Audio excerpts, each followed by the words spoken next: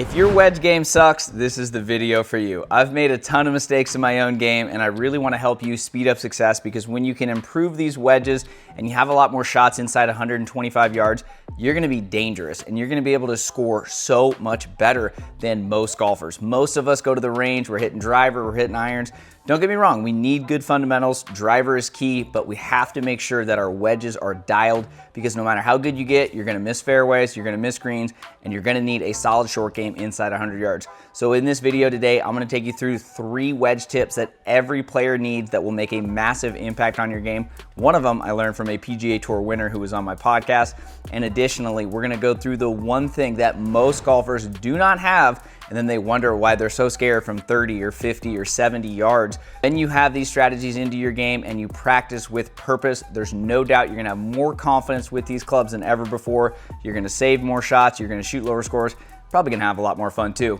Let's get into it. All right, so in our wedge practice tutorial here, let's talk about each wedge in your set. I think this is so underrated. It shocks me how many golfers don't have the right wedges or have them gapped incorrectly. I mean, it's crazy how much harder golf is if you don't have the right equipment. Every club in my bag has been fitted for me.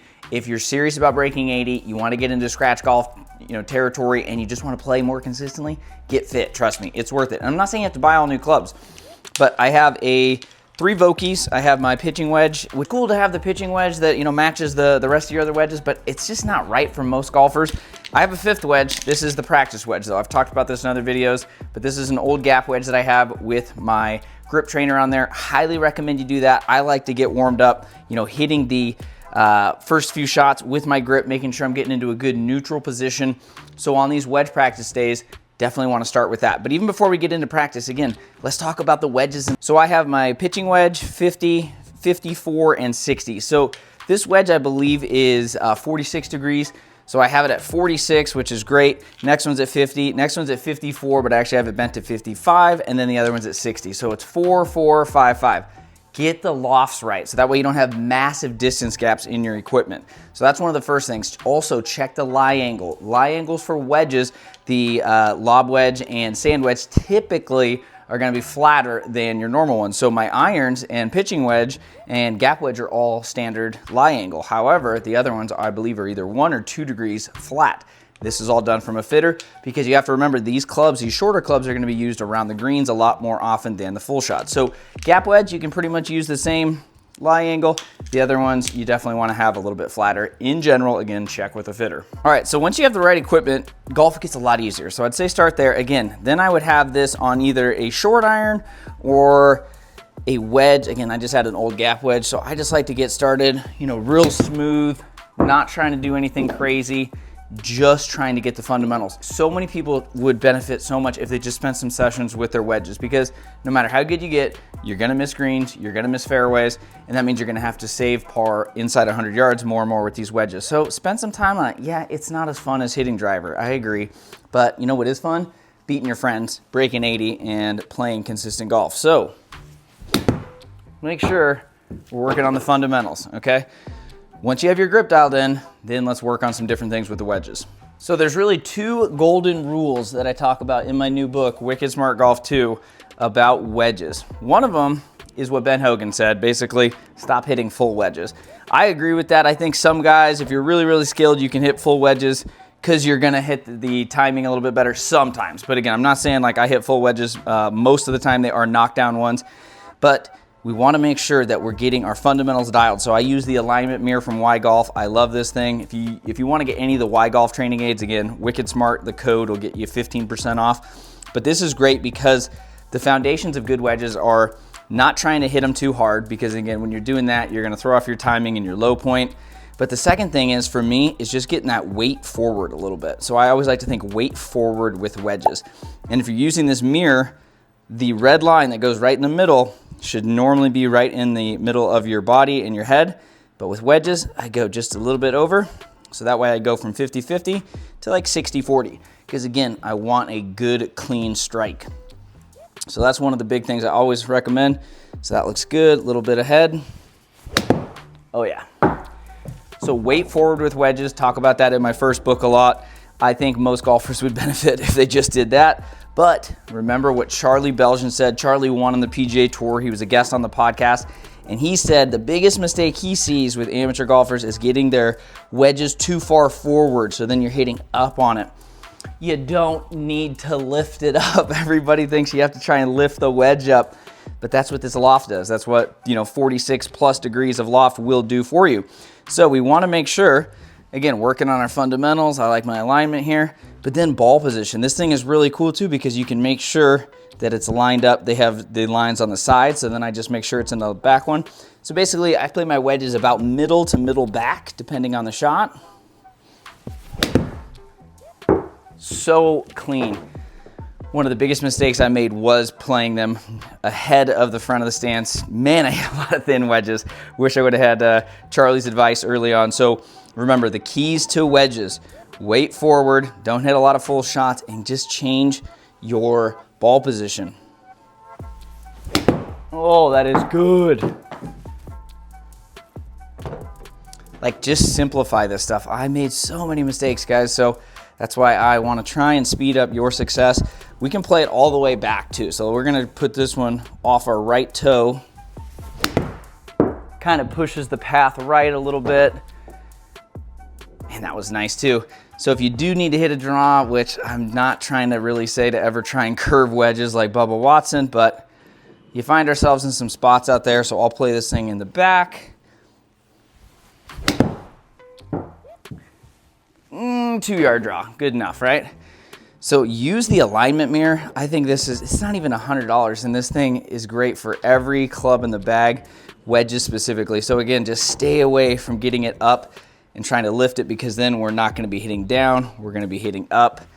Bad things are gonna happen. All right, so probably the thing that most golfers do not have is a dedicated wedge matrix. You gotta know how far all your wedges go.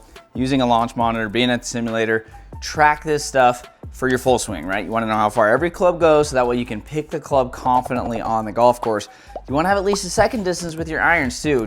Phil Mickelson always called it the Pels iron. So he likes his irons to be kind of shoulder to shoulder. Those are kind of his knockdown shots that go about 10 yards less. Well, then you get into the wedges, and if you really wanna start improving and having more confidence on the course and getting some more of these shots up and down, improving your proximity, hitting more greens, you wanna have more than just one distance. So I got my lob wedge here, and I got my launch monitor, and what I do, again, I use this alignment mirror all the time because I hate when I accidentally don't use an alignment stick or don't use this, and then I start developing bad habits in practice, especially when I actually record it and check it out. So again, I'm making sure fundamentals are good, weight forward a little bit, but I want more distances with your wedges, so that way, whether you're 45 yards or 67 yards, you're like, okay, I know what to do here. You carry this around in your yardage book holder, in your pocket on a note card. Here's a look at my Wedge Matrix. This did not happen overnight. This took hours and hours of testing and training to get to it, but we gotta have it. So I like to have different distances where I will choke up, and again, I'm working my way up. So let's go over just a few. So my first one, I like to think about my left hand to my knee. This is a very short shot. Then I have left hand to my hip. Obviously, you can use the clock system. I don't like that as much. I like to kind of feel the body part. Next one, I will go kind of ribs. Next one, I will go shoulder, full swing. I have a max swing. I rarely use it. Obviously, you don't want to hit wedges hard, as we mentioned earlier, but you like to have different distances, so that way, no matter what distance you are in the course, you're like, oh, this is this checkpoint. I know what to do. So let's see. So let's do our first one here. 30, that was about where we want. Now record some of these swings too, because I made the mistake too, when you start creating your wedge matrix, you're gonna swing longer. Like that one, I felt like it was at my knee. When I watched the video, it's probably past that just a little bit. So I got the knee one though. Again, choking up, keeping that weight forward, ball in the middle, just maybe a smidge back. Square face too. I'm not trying to manipulate the face right now. I'm just trying to get some distances. So next one is hip. So I pulled that one. That one went about 45. We want that one to go maybe just within a yard or two, so not too bad.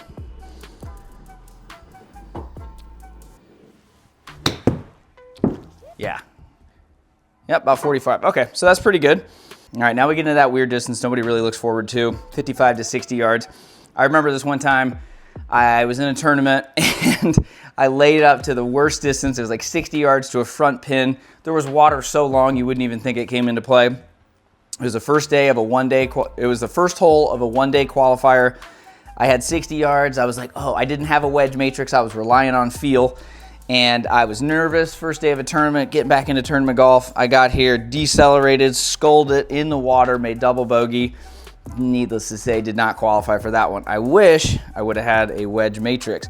So now if I'm faced with a 60-yard shot, I mean, I'm still not like super excited about it to a front pin, but at least I know, okay, 60 yards, we're going just about lower rib cage. That's kind of how I think about it. So let's see how close we can get.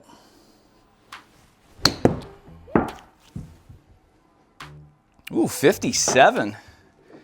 We'll take that one. So again, we want to have these distances. Man, I remember that shot vividly. All right, so next one, we're gonna go just below shoulder. So this one should be about 75 yards or so.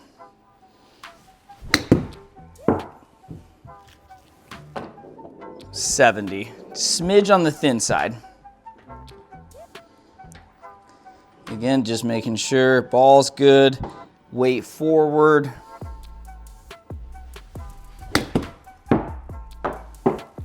Don't think that's gonna measure correctly because it hit the ceiling a little bit. So you gotta worry about that sometimes. But again, that's my fourth distance. And then of course we just have the standard lob wedge, which goes about 90 yards. I can hit it a little longer if I want, but once again, we wanna try and stay away from that in most cases, especially if it's really wet out. Wow, that was close to hitting me. So unfortunately, numbers got a little screwed up on those too.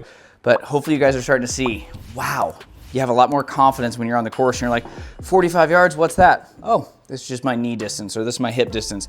When you do that and you have these fundamentals, there's no doubt you're gonna play wicked smart and you're gonna save a ton of shots every round. All right, hopefully you guys got some easy tips there for your wedge game. Again, make sure they're spaced out correctly, they have the right lie angle. Also, replace these things a little bit more often than your irons. Particularly your lob wedge, because it's gonna get the most wear and tear typically if you're spending time at the short game area. Not to mention range balls are gonna beat them up a lot more than a normal golf ball. So we wanna make sure we have plenty of spin, so replace them, have the right wedges, and then again, dial in the fundamentals in practice like alignment, ball position, and weight, and then work on your wedge matrix. When you have your wedge matrix dialed, your game will improve faster than you could ever imagine, but it's not gonna happen overnight. Put in the work, don't run away from it, start working on your game, use a launch monitor, and soon enough, you're gonna have so much confidence inside 100 yards, no shot will scare you.